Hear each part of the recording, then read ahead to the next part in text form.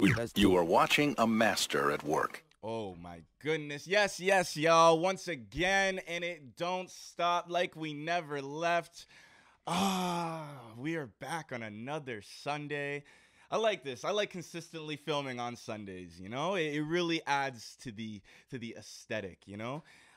Sunday I went to Nova Lush house. She made tea for me.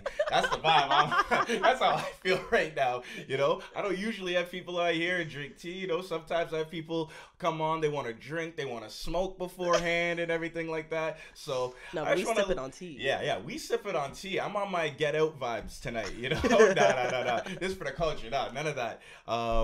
But yes, thank you. This is the Sunday's Best podcast. I am your host Clyde Smith, and I am joined today by a very special guest that I'm very excited to talk to today. The lovely Nova Lush. Wow. Nova Lush. Yeah, Nova Lush, baby. That's Nova Lush Records as the act, right? That's right. Yes, that's right. Absolutely. So I like to point A to B, like when I start, like how did this come to be, me and you, right? Like you said you heard of my stuff through Mal, right? Yes. So Mal's actually a good friend of mine. I work with him at Coach at Von Mills. And he's a grind. He is a full grind. He hustles so hard. He produces. He actually has a beat that I'm working on right now. So, okay. But yeah, I overheard that he was going to be coming in with you and doing this, and I'm like, okay, cool. So I tuned in, and I'm like, all right, Clyde's got some spice. I think I'd like to work with him too, you know? But then you hit me up on some like, yo, what is it like? How do you choose to like interview people? I'm like, yo, you just gotta be like, you know, you should be dope. And I listen to you. I'm like, yo, of course, no, we need to get this popping. This needs to be a thing, you know, because like you speak of grind. We're gonna get back to Mal, like, and stuff that you guys have going on and everything. But just you're somebody that really does grind, does a lot of performances. I really like, just first of all, that like the rawness of your music. Like there's a lot of like the vocal processing and everything isn't like too excessive. Like it's truly like yourself that you're putting out there. 100%. I like that, like, you know, just before like we get into like specifics of your songs, it's like, you know, you have this latest song Crush, and you have those songs Better and what was it, Take It Off? You know, those are concepts that like come across like really fun and everything. Like I enjoy listening to those records and I have a good time. But like, and this is why like I'm happy that like you're here and I could ask you about this. It seems like when you make those records, you're almost writing from like a more mature perspective. Like you've been in like some like relationships, you know, like you've experienced it. Like I'm not sure like how old you are even really, but like okay, so I'm like gonna give you my dirty little secret. Okay. I'm 26. Okay. Yeah, going on 27. That's how I thought you were like around that old, because you're able to present these songs that I feel like, you know, people of all ages would be able to enjoy, like the younger crowd and you know, people closer to our age, 25, 26, and maybe like the older, you know, crowd. And it's like, you know, fun, crushing on you and everything. But it sounds like it was like, you know, just the things you're talking about and the perspectives are like, oh, okay, you've been through it, you know, like you. Oh, 100%. You've got a high level of emotional intelligence. Yes, you know? And I feel like I wasn't really prepared to make my music until I was able to be aware of how I felt about certain situations first. Because a lot of misguided songs can come from misguided thoughts. I wanted to be more clear in how I was feeling. So did you have kind of like a time period of that where you would make like, have you like had that happen? Like where misguided thoughts make misguided songs? Do you like, yes. That's an interesting concept. Yes. Okay. Yeah. I have never released them though. Okay. Yeah. I've noticed that too. You've only kind of got 3 songs. Like you put in a lot of work, you know, and it's like, I wanted to page you for this. I need to get at you for this, you know? Like, why is there only 3 songs on your Spotify? You have a couple more on your SoundCloud. I went and looked up.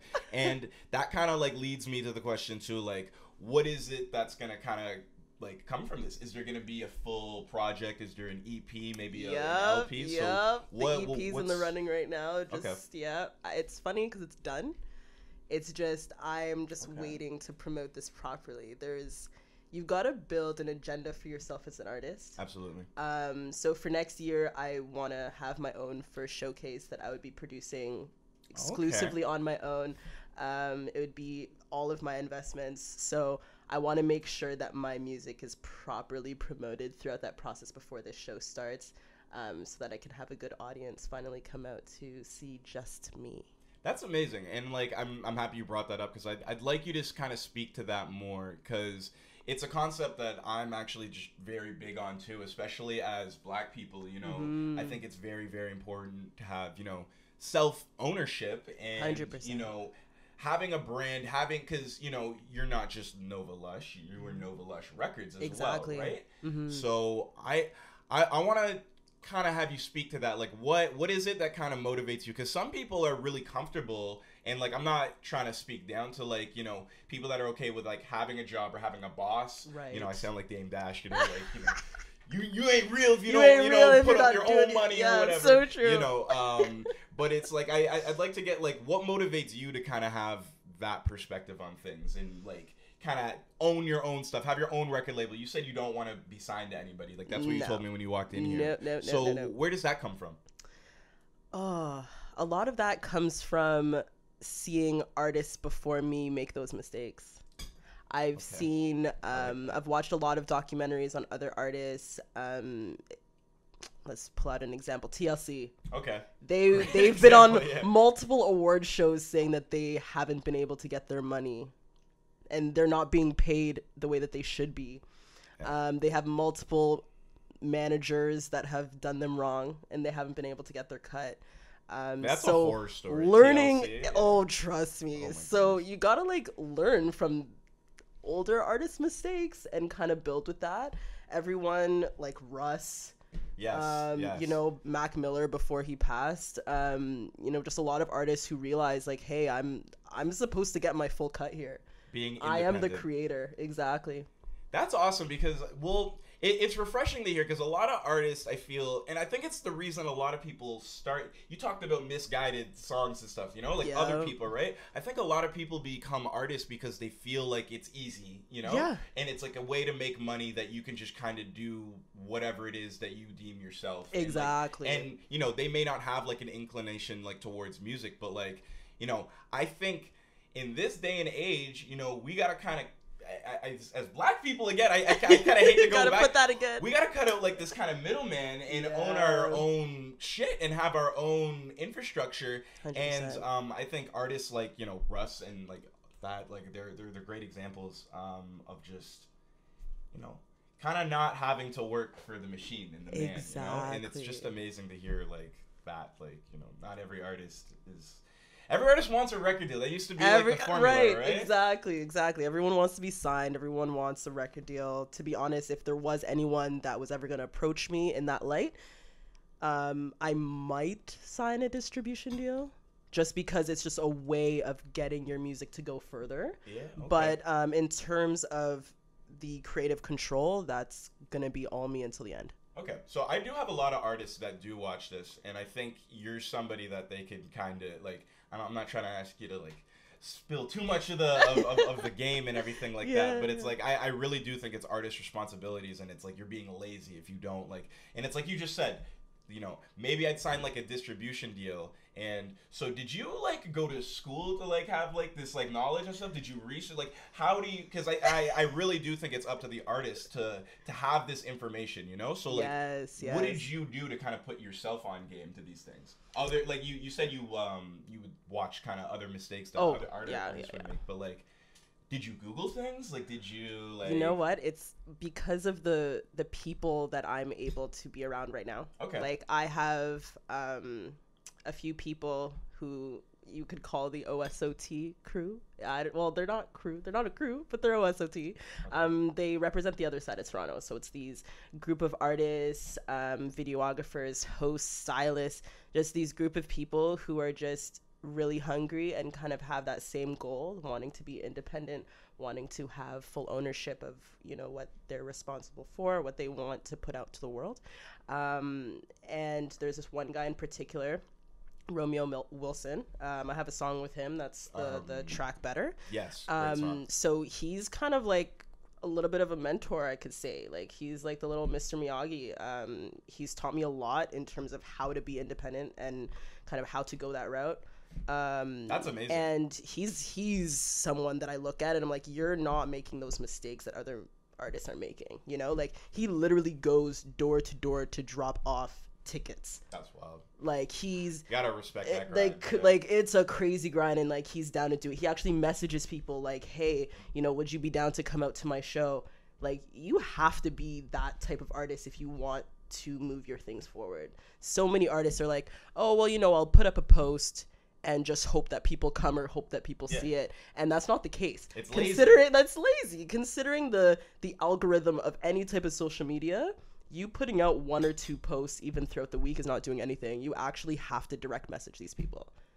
Like, I have to bother you, Clyde, and be like, hey, I want an interview with you. Look. You know what I'm saying? Because at the end of the day, people are not knocking at my door. I have to knock on people's door and make some sounds and make them hear my stuff. That's amazing. You gotta do it that way. There's no other way to do it. Everybody, watch out for this one. Yeah, you don't hear this kind of angst and this hunger and everything from.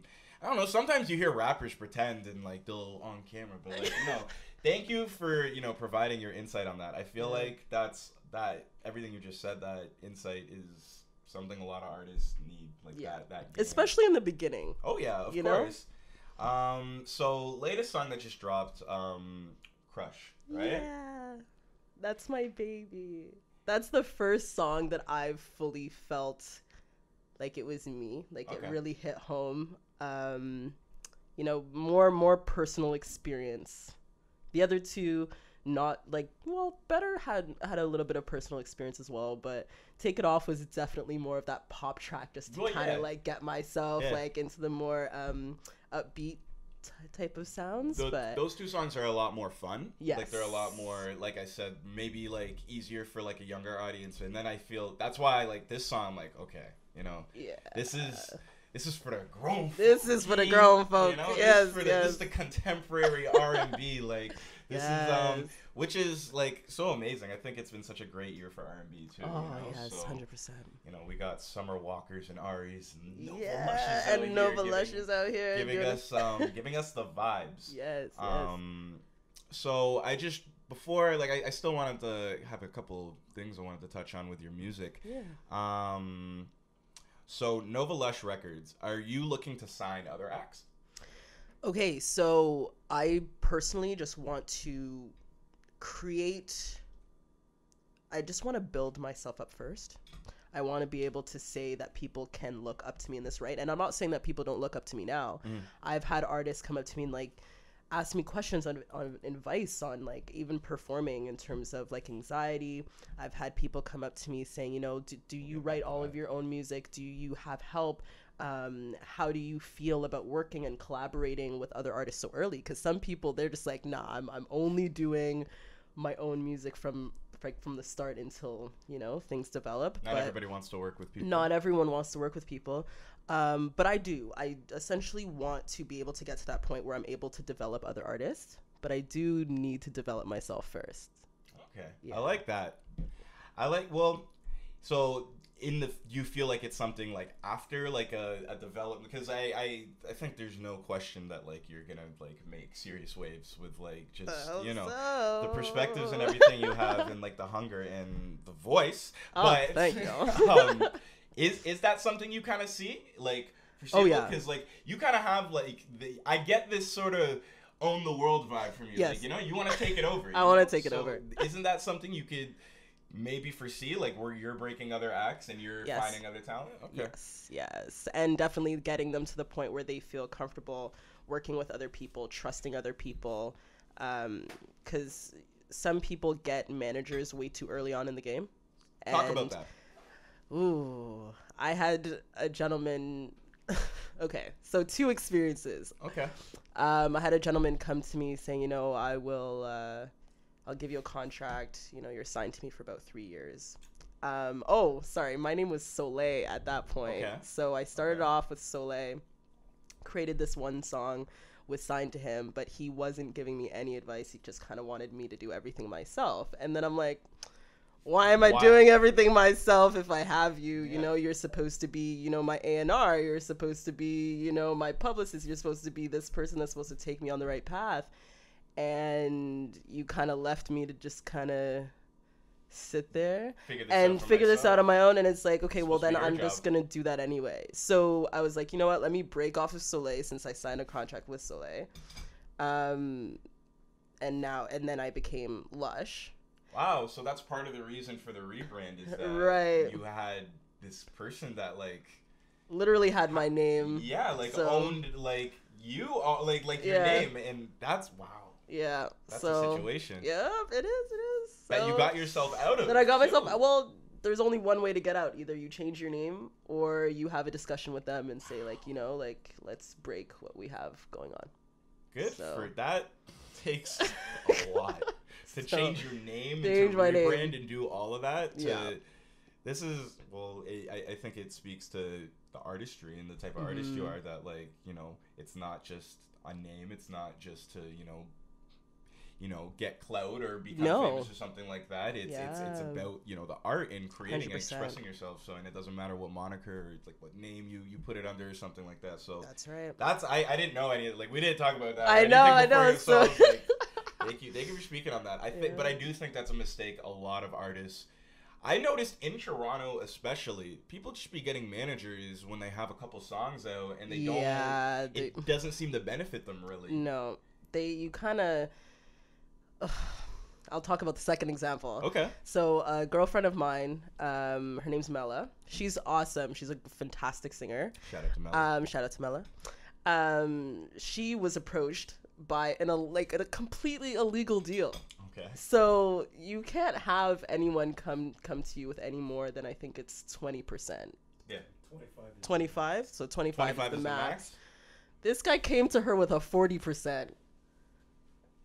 And he kind of had a way to give reason for that. He's like, well, you don't have any music out yet. Oh, managers, you know, you don't have, you know, and it's like, okay, if I'm going to be the person that's building you up, then I deserve more of a credit. But literally, legally, you are not supposed to get more than that.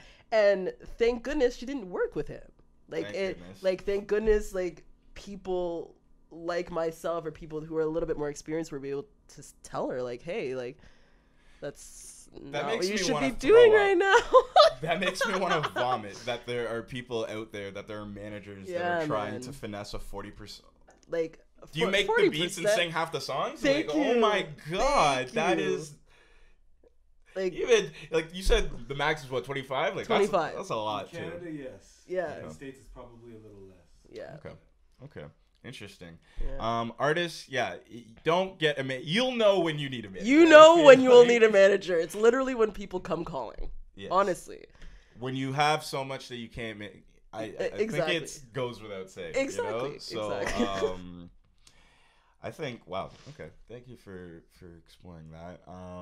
For explaining all that. You know, sip this tea real quick. And it's funny because I actually, there's this song that I have out called Love Hard, and I was drinking a glass of ice, and I kept that sound of the ice hitting the glass in the song. So I was like, I love it. Okay. Living your art. Yes.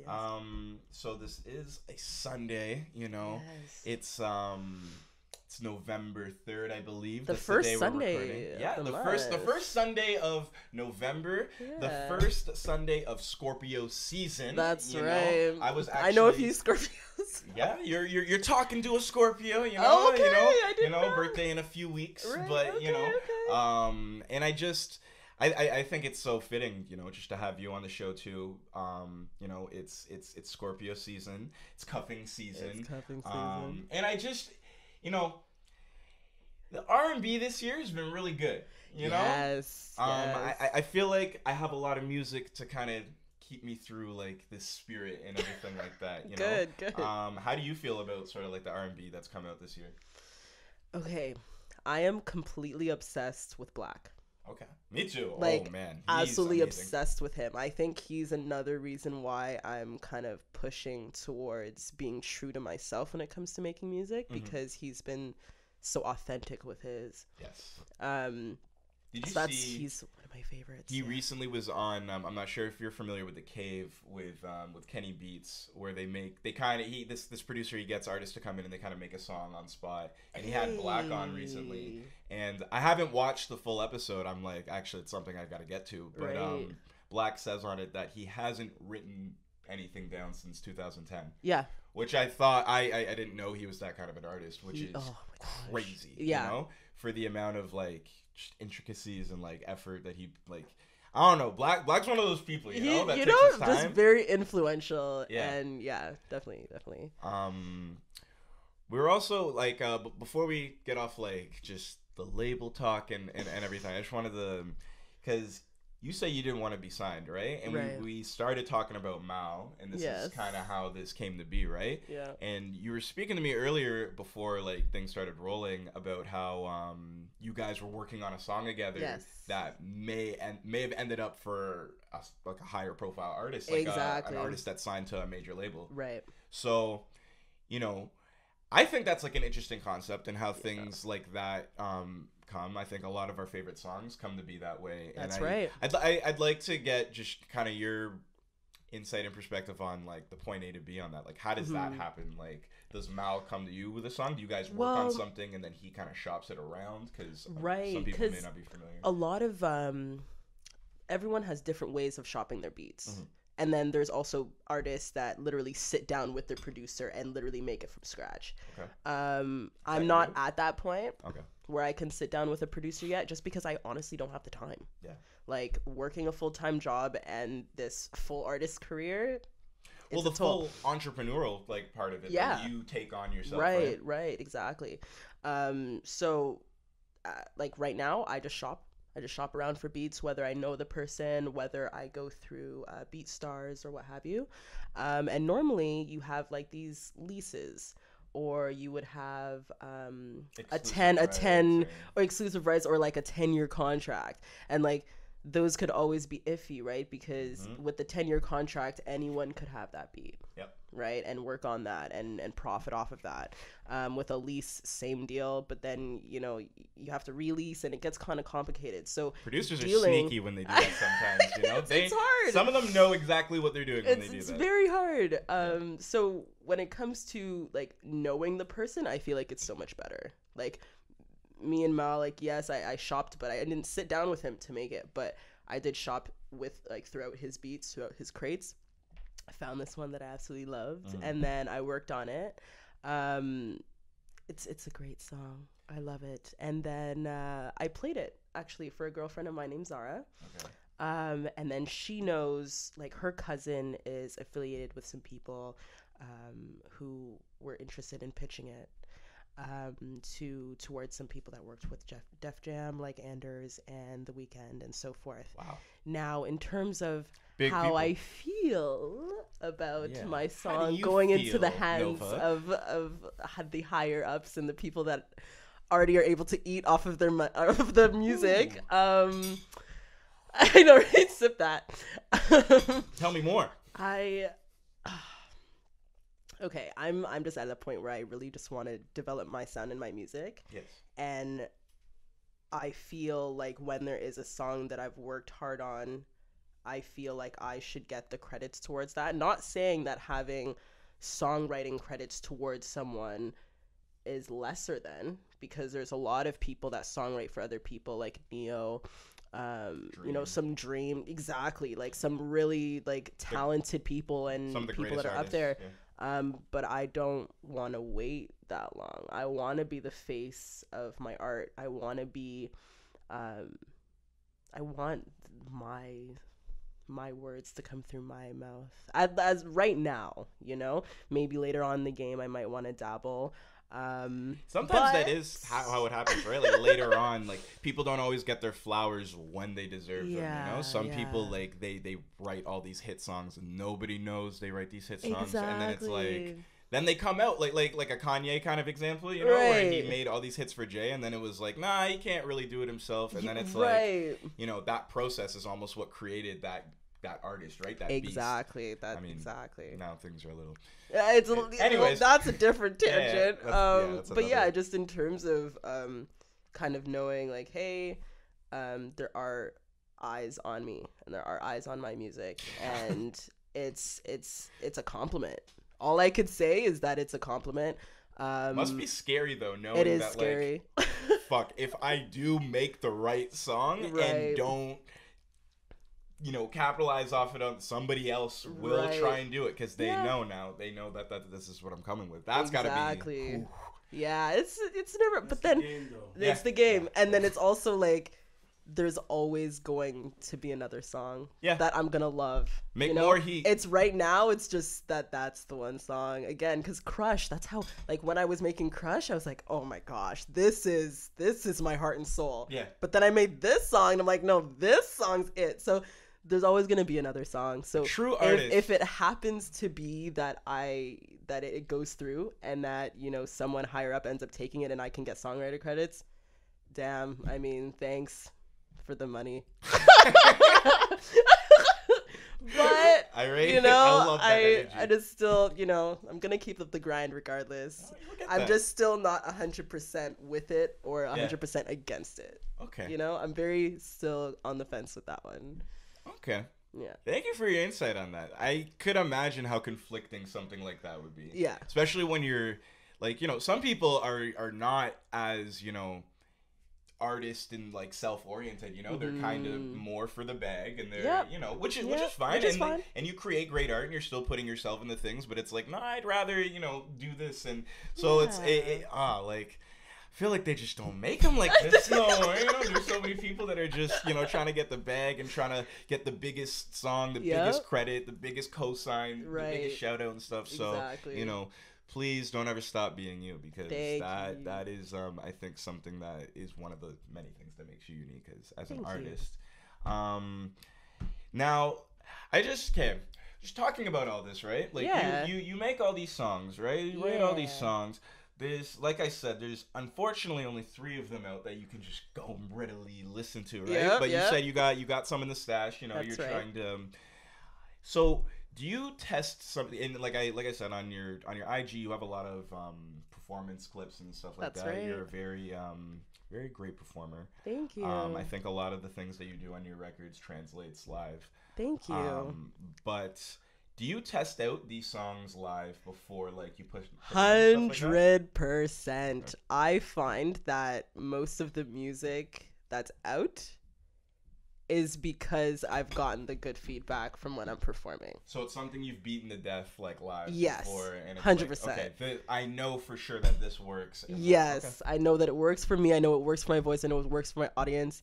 And it's like, that's who I'm doing this for, right? I'm doing this for the audience. So if you're not vibing with it, why am I going to push something that you're not receiving well, That's amazing. Why I like this process specifically is because it's very similar to comedians. Oh, actually, yeah. Right? Yeah. Like that's kind of how comedians work, right? Like they'll write a joke and it may not, they may not have the timing down perfectly on it or something and it may not work and they do it a million times to small audiences and like the big comedians like a Chris Rock or Dave Chappelle, then they finally do it on a Netflix special and they've rehearsed it a million times and it translates properly like that. So I just feel like there probably isn't a lot of artists that take that approach to making their songs and putting them out. Right. I think we have this we live in a microwave era where it's just like, I think a lot of people make things like that and they just put it out immediately. They get gassed like in the moment, right? Yeah. They're like, oh my gosh, I made the best song ever. And then they put it out and then they're like, man, you could have mixed it a little bit more. Could have put some reverb here, could have ad-lib here. Like, come on now. Yeah, no, you gotta test it out. You gotta test the market, even when it comes to not being able to perform, because sometimes you don't have people that are, willing to come to you to be like, hey, like, can you come on this day and perform? Sometimes you kind of just gotta do it yourself. Get your foot in the door. You gotta literally put your own foot in the door. Kind of just gotta nudge people. It's like, look, I got some songs I just made, and I want to know if they're good or not. Literally, I have That's amazing. I have a very strange way of promoting my music. Okay, I don't drive, so I take the subway, I take the bus, I take the transit everywhere. And what's great about that is that you meet millions of people. I literally go up to strangers. You can there'll probably be a couple of people, if they ever see this part of the video, they'll be like, Oh, she did stop me. Yeah, I literally stop people if if it looks like they're comfy or if it looks like they already have headphones in, which is everybody. I'm like, hey, You're that person. I literally am that person. I go up to them and I'm like, hey, like, would you be interested in listening to some music? They're like, what? Like, kind of like I'm already listening, but I'm like, no, but like it's my music, and like, you know, you just gotta finesse them, and they're like, okay, sure, and like they'll put it in, and then I get some feedback, and they're like, when's that song coming out? I'm like, just wait, here's like the release date. It's gonna be this. You got to.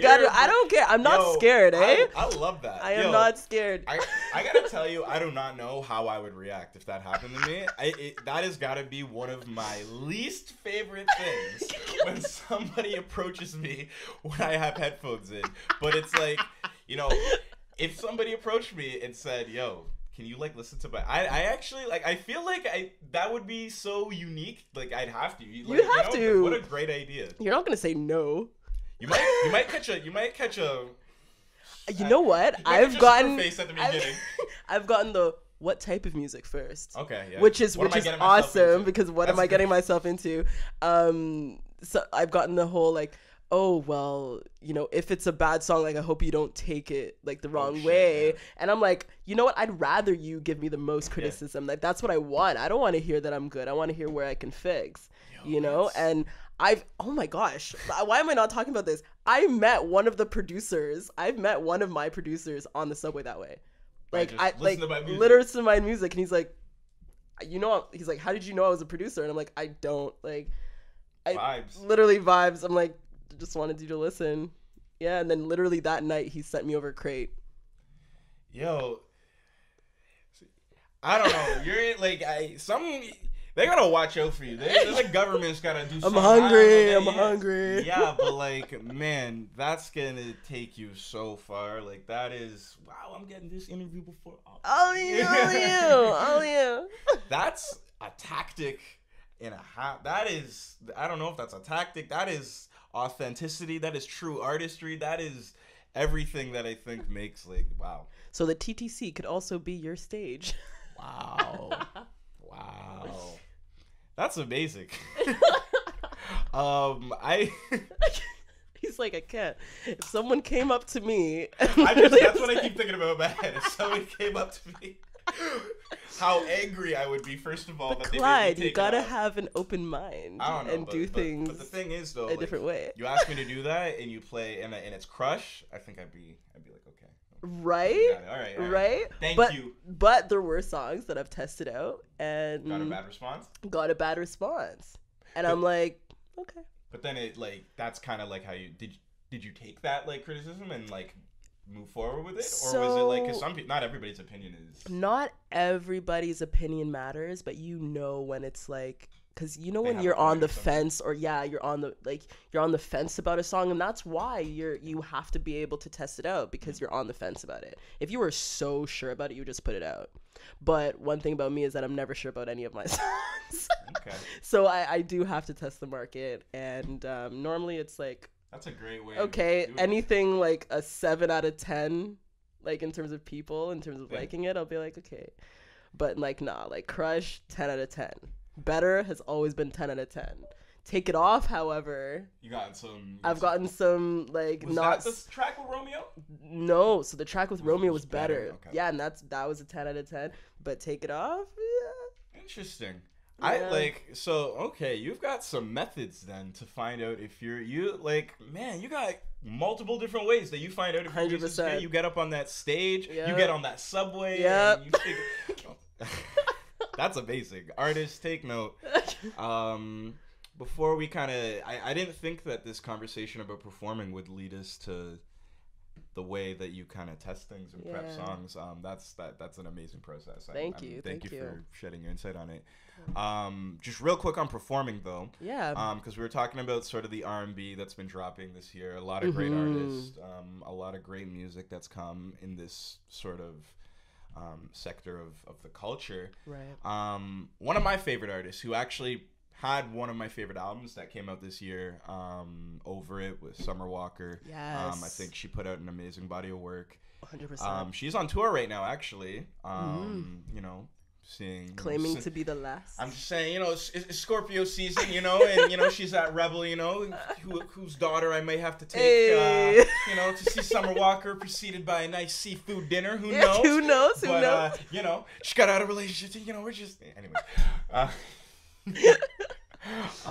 Yeah, just this point I wanted to make about Summer Walker, how she makes it very known, and actually she had a conversation with Ari Lennox about this. They did a conversation with Apple Music, and they both were very adamant about how they don't like performing. Right. How they don't enjoy it, how it's kind of like work for them. Right. And Summer kind of went on to explain that, like, you know, she has anxiety, and it's something that, like, she doesn't want to do it. Like, after this tour is done, she doesn't really want to be focusing on performing.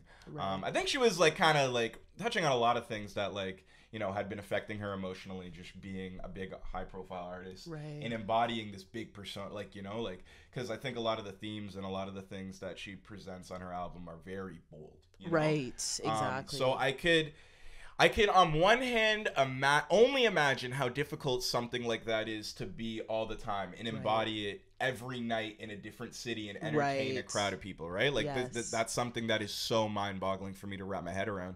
At the same time, too, I've been an artist, and I kind of had that, like, I almost like the idea of performing more than making music. Like, you know, the things that, like, excited me about it and, like, gave me the adrenaline rush, and the things that make you an artist, that make you want to make music in the first place, right? Like, a lot of the time, I think artists are thinking about the live performance and what it will... Like this is how you know, find out if a song's good, right? Exactly. Is you're thinking about how the live reception, right? So I think it is incredibly interesting to hear an artist say they don't like performing and they don't want to perform. And maybe it, like, kind of hits me, it makes me, like, get a little light-skinned and sensitive because, like, you know, I like Summer Walker and I like her music. And it's like, I want to see, you know, her music embodied in a live performance with theatrics and all that kind of stuff. So maybe it's kind of selfish from me from a fan perspective. You, someone that's, you know, we just kind of talked at length, so, like, the performer you are, how do you feel about that? If you hear another artist kind of say, I don't like performing, it's not something I want to do, I don't like people expecting me to perform. Like, you know? Okay, so kind of a long-winded question. Two things. No, I know, but I will try to touch on all of that. Two things. When it comes to an artist, you will always have your strengths and you will always have your weaknesses. That's just human nature. You'll always have your strengths, you'll always have your weaknesses.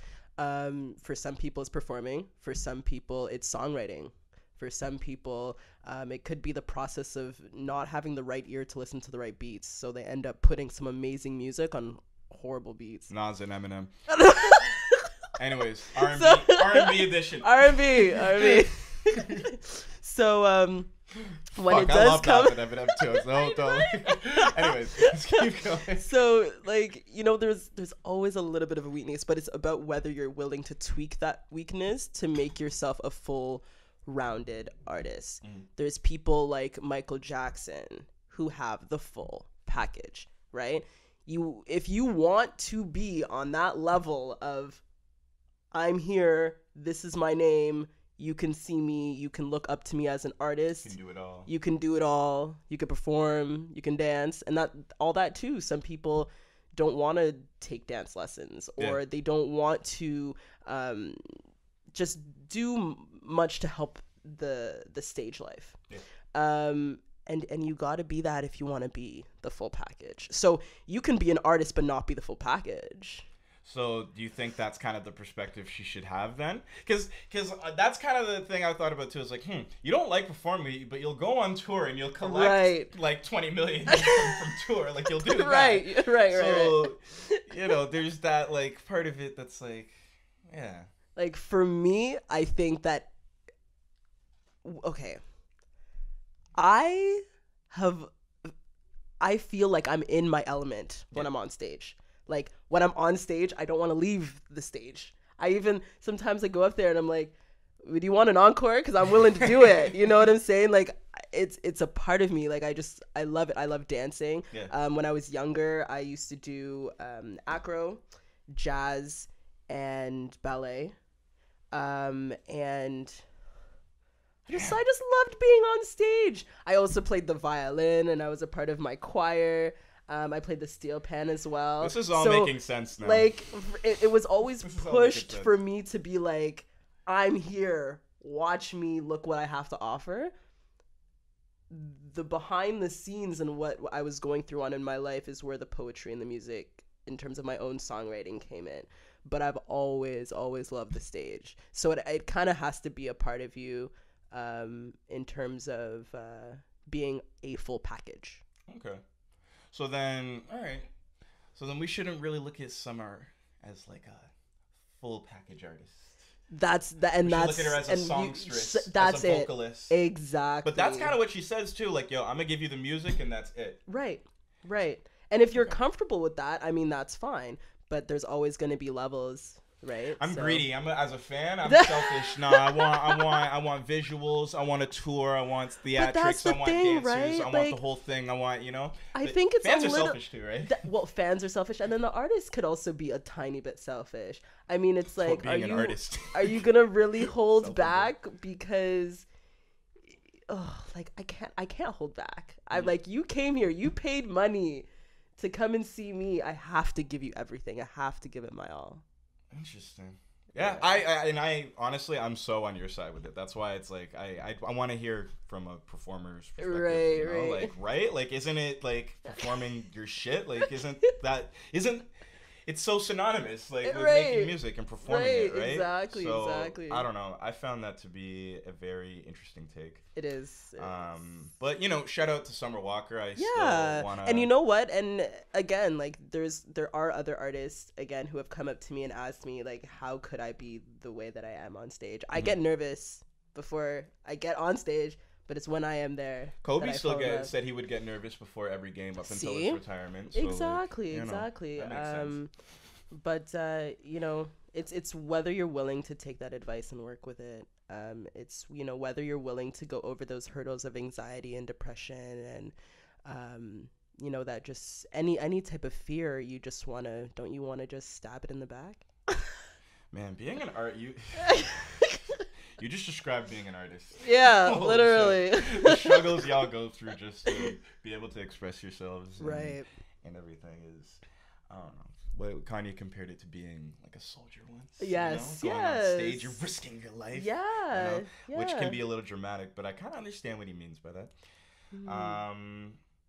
Wow. Okay. I'm happy we touched on all that as far as performing, because I think that's important and one of the most important parts of music. Yeah. It is just November, meaning Halloween just passed. Did you celebrate Halloween? Did you go out? I did. Okay, so I was invited to like 4 parties, but I will only speak of 3. Okay. One, I dressed up in this amazing cow costume, and then I had these contacts in that were like all white, so you could only see like my pupils basically. Scary. So yeah, I was mad cow disease, so that was fantastic. Trying to be super killer because I don't like being sexy on Halloween. I want to scare some people. What's the point? I thought you were maybe going like. I thought maybe you were gonna say I'm Doja Cat. Yeah, so does she see that too? And I'm like, nah, nope. Okay, I like that's what I think a little bit more creative. Oh, 100%, 100%. People are creative with their costumes. Oh yeah. I saw some pretty good ones this year too. Yeah. And then I also used the same contacts to be a cool cat. Yes. So just did the ears, little whiskers and things. Yeah. And then there was a Halloween party that just didn't involve costumes at all. So that was interesting. Those are cool.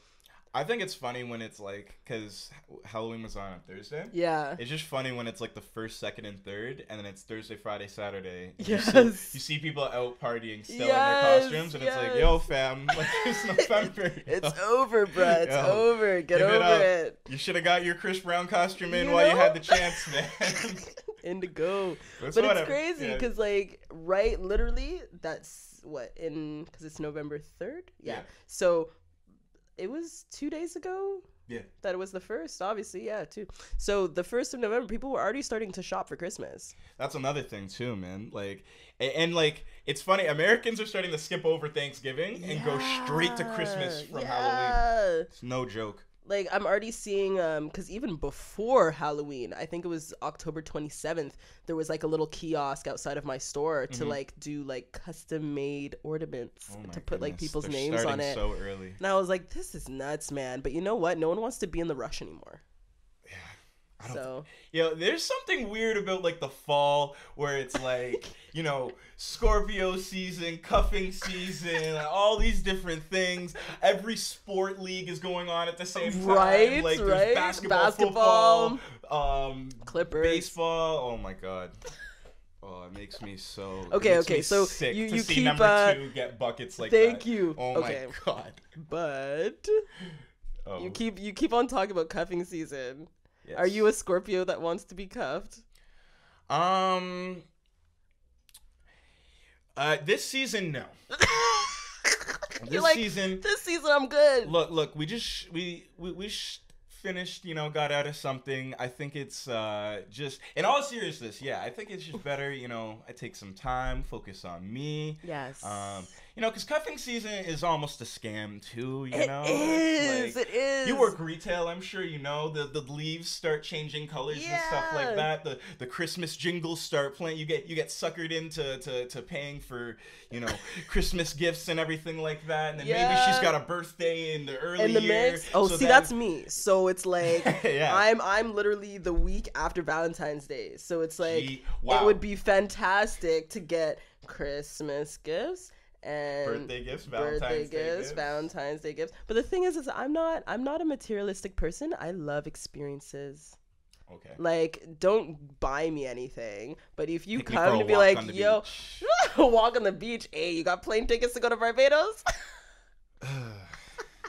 Nah, money's crazy thing. It's crazy. But no, like I'm totally cool with like sitting on the floor in the living room with like wine and fruit.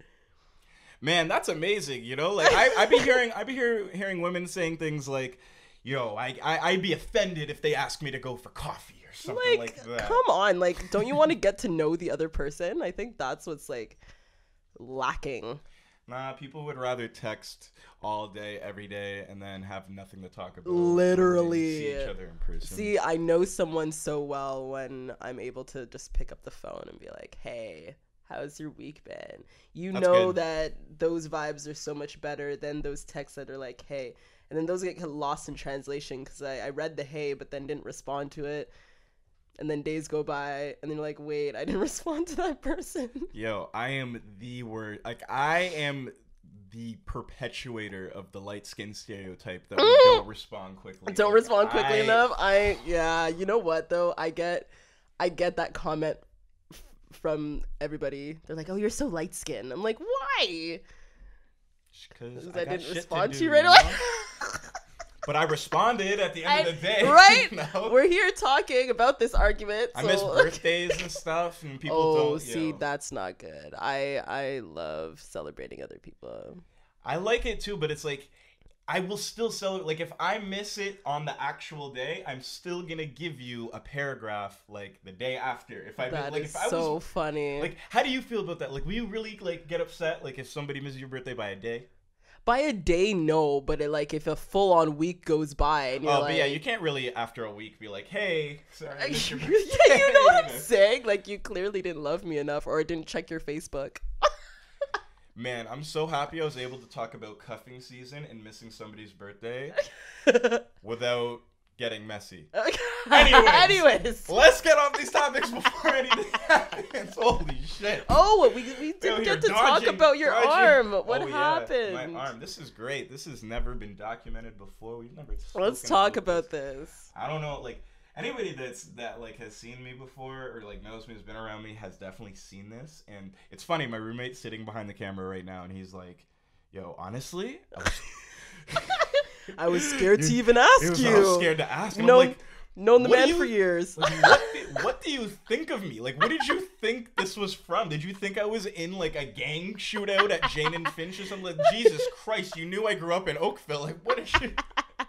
I mean, traumatic moment. Like, of course, it was a traumatic moment. Look at it. I know, right? I don't want to like trigger like some PTSD. Or oh like gosh. that, Hey, PTSD is a real thing. Yeah, so... PTSD is a real thing. Yeah.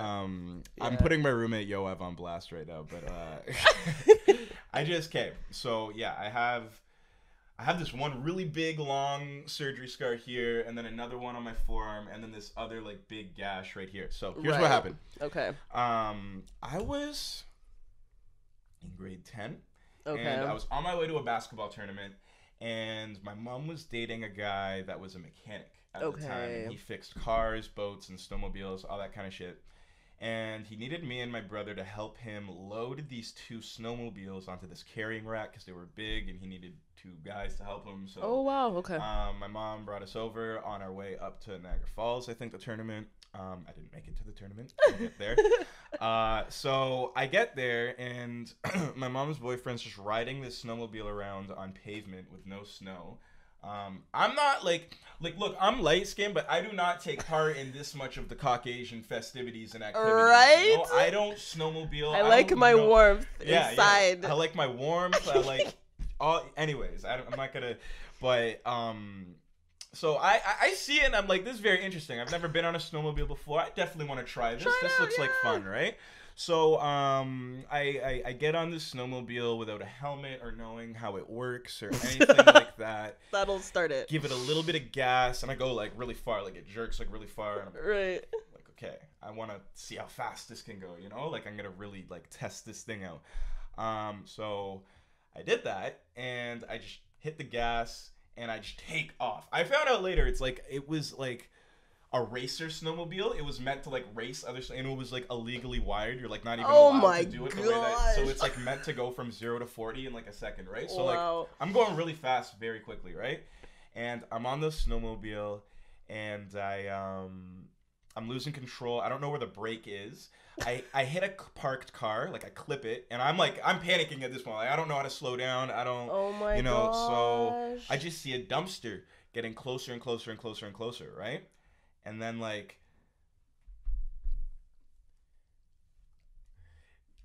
I don't think You're it's been some years. I don't think I lost consciousness, right? Okay, I'm pretty sure I didn't, but they said that I hit the dumpster and I flew off the front and was like airborne, right? Okay. And that I was like light post high. Like this is what they said, right?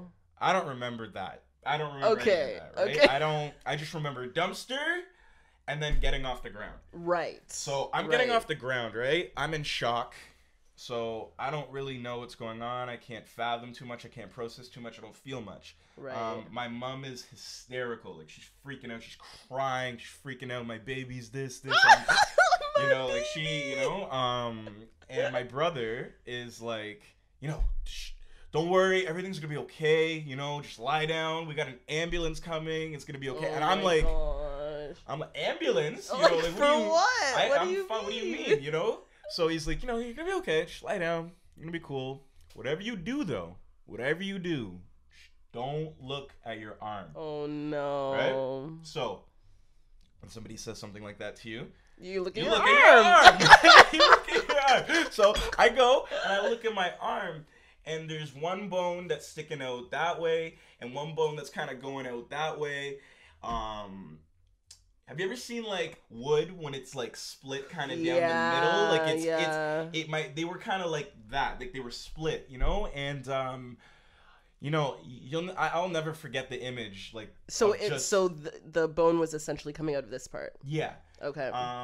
It looked a lot messier.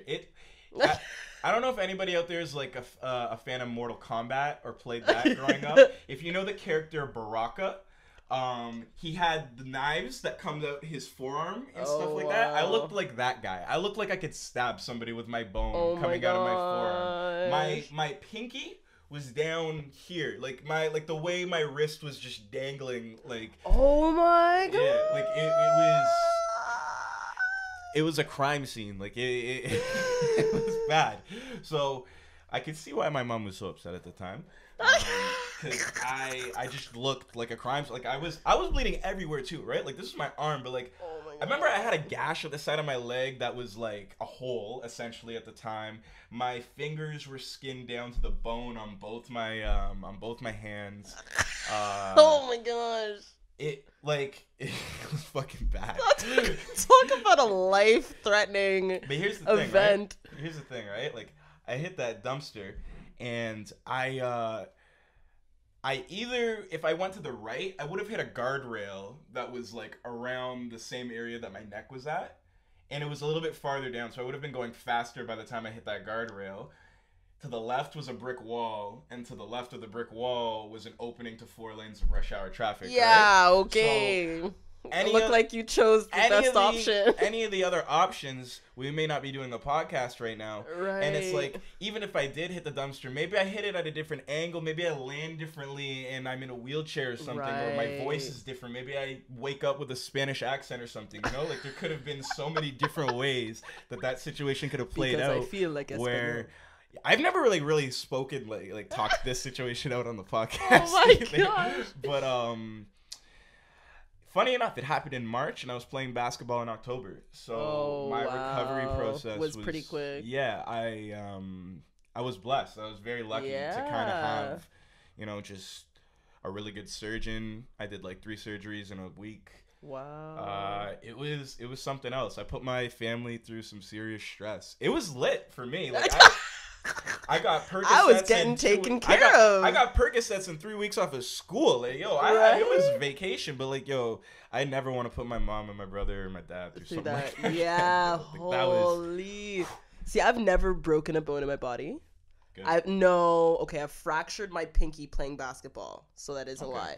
But That hurts. that's just a pinky fracture compared to like your horrendous accident. And then I've gotten a couple concussions because I played rugby. I had a concussion when that So yeah, right. Concussions are scary. They are, because like, oh my gosh, if you Recovering go to from sleep, them? you might not wake up. Yeah. Recovering from them is like, 'cause you Yeah. can't like, see light, like you lights can't just hear things. annoying. Yeah. Like, it's just and like you kind of just gotta wait like until Yeah. like a doctor says you're Like, okay, yeah, you know? exactly. Like, do I get the thumbs up now? Yeah. I remember getting a concussion around like the finals, like when I was in high school, and like we had this big championship game, and I remember just getting cleared in time. And, like, Right. yo, concussions are serious. So Nothing to play around with. nothing to play around with. Thank you for asking about that, yo. This is why I was generally concerned. No, the thing is, I was saying before, like, why I was so excited for this podcast, like, we had so much, like, to talk about, and, like, you're the kind of person that, like, you're able to talk about, like, things that are not directly related to you, and I have so many of these artists that come on here and, like, are only able to talk about their music, and not even certain parts of their life they don't even want to talk about and stuff, too, you know? So it's, like, first of all, like, you have all these amazing perspectives and insights to shed on like music and yourself and creation and all those things, and then you also come in and ask me about me and let me tell a story about me. So thank you, I appreciate that. 100%. I got you. Always a friend of the podcast. I think Hey, I get to sign this I table. absolutely This is need that fantastic. signature. Nobody has done it like on record either too, so it's kind Hey, of cool. hold on. Like a little space for this. If you want to, you can pick anywhere you want. Hey, I like this.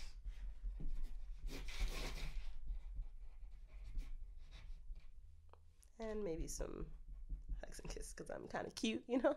Mm-hmm. I mean, what was I gonna say? This table gonna be worth something. Oh yeah. You're gonna have to cut out this part of the table like it's a Banksy or something. Should put a border right now. No one could sign right here. Absolutely. Yeah, no, I'm gonna keep that spot. Like, people be printing their names. You get the real signature. Nah. This is what you get on albums. Hey, on the vinyl when it on comes the out. vinyl when it comes out. 100%. So that, speaking of which, just before we wrap up, that will be coming soon, right? Yes. Like you're getting the showcase together. I will not give you guys a release date for my EP yet. You smart. But You smart. I will be. You can expect it at least in the spring of next year. In the spring of 2020. Yes. Definitely gonna be looking out for that, and definitely. It's called Love Hard, by the way. I think we will need to link back up when that happens. Oh yeah. 100%. I I definitely will want to check back in then because I think there was a lot that we talked about beforehand that we didn't even really like get to. I know, So, exactly. Like, so we need more time. Yes, we do need more time. I'm looking forward to a time where there's more than 3 songs in your Spotify discography, so I can really embrace the Scorpio vibes and everything. Yes. Embrace the season. So, just before, is there anything you want to like let people know before we check you can watch Take It Off. That music video is absolutely fantastic. It was filmed by Jacob Ettinger. Socials, where can they find you?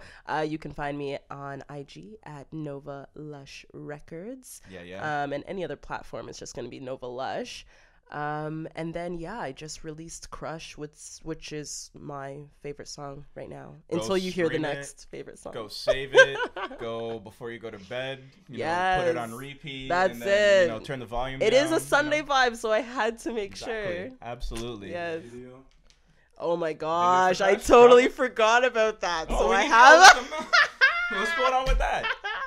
I feel like I'm so used to hiding my stuff before, really telling people. This is the but time. this You is the gotta let it time to all open down. up. So Let I the do Sunday- have a music video for Crush that is going to be coming out at the ending of this year, hopefully for November 23rd. But I'm not going to make any promises. Okay. So one more thing to look out for before the year Yes, ends. one more thing to All look right. out for before the year ends. 100%. Awesome. That was produced really well. We taped it at a cottage, so Okay. yeah. There's actually a story that I got to tell you about that. Maybe I'll tell you next time if we don't have time now. No, we have time. No, if there's a story that goes, I didn't know there was a music video for it. No, hold Yes! on. I would like to know. Okay, so not in a rush. I booked it. Okay, I booked a cottage. I had one guy who was like the male interest. Yeah. And then there's a scene that I had to do. It's like a tub scene where like you fill the tub with water, but you also have to fill it with like a little bit of milk so that you can't see, because you can't see everything. Of course. Right? Leave And certain things you gotta to the leave certain imagination, things for the right? imagination. Give it all up So once. we're putting up the water all the way on the red side, right? And no hot water was running, fam. No hot water was so you running. had to sit in So this we're cold- like, damn, like, maybe it's because this is like an old cottage, like, damn. So I'm sitting in this friggin' cold lake water and milk for like half an hour. And like this one guy who was like the male interest, thank you so much, AJ, because he helped out a lot. But yeah, he kept on boiling water to like help me out because he felt so Wow. bad. He saw me shaking and stuff. And then at the end of that, I was like, guys, like, are you guys done your take? Because like, and they're like, yeah, we're good to go now. I'm like, get out right now because I gotta shower and get out of this damn tub. So I stand up to go take the shower, and it's obviously still cold water because I put it like I'm putting you it got on no shower relief. mode, right? No relief whatsoever. But I'm like, worst thing comes to worst, I put this knob on blue instead of red, and it's still cold water, right? The systems were backwards. Hot water was running after. Oh, so you put yourself through all I of this put for no reason? myself through all of that for no reason. So stay tuned for that music video, and if I look any types of cold in that tub scene, Yo, you gotta like post this clip like right Like, before you post literally. the video and stuff. Like, yo, y'all gotta watch this. Y'all know what I went through. oh my for gosh, this. you gotta know, I suffered. The things you went through for your art, I think that's a good theme here. Yes. The things artists struggle for to give us this product, For real. So, wow, that's... Thank you for getting that story up before. Yeah. I didn't know there was a music video. or Oh, anything like yes, that, yes. So that's something to look out for. In future music videos, test the waters before. Yep, test the waters first. And Don't want you then- catching hypothermia out That's here or right. something like that. That's right. Don't want the vocal cords getting affected or anything. Who knows? Cold isn't good for that. Cold isn't good for that. Anyways, well, yeah, it's not. Well, thank you so much for this tea time. Yo, thank you for getting me on this vibe. Like it's very like Sunday. I need to drink more tea on Sundays. And, Yes. I think it goes with everything. Yes. Thank you for being yourself and coming Thank on here. you and for having me. doing all that. Yeah, well, I Yeah. will have you back anytime. This was a great conversation, and I Yeah. felt like a lot of important things were discussed. So thank you. Nova. Yes. Oh, no problem, Clyde. Absolutely. Sunday's Best Podcast. Yes, sir. We will be back soon. Thank you. Thank you for tuning in. This has been Sunday's Best Podcast. Year.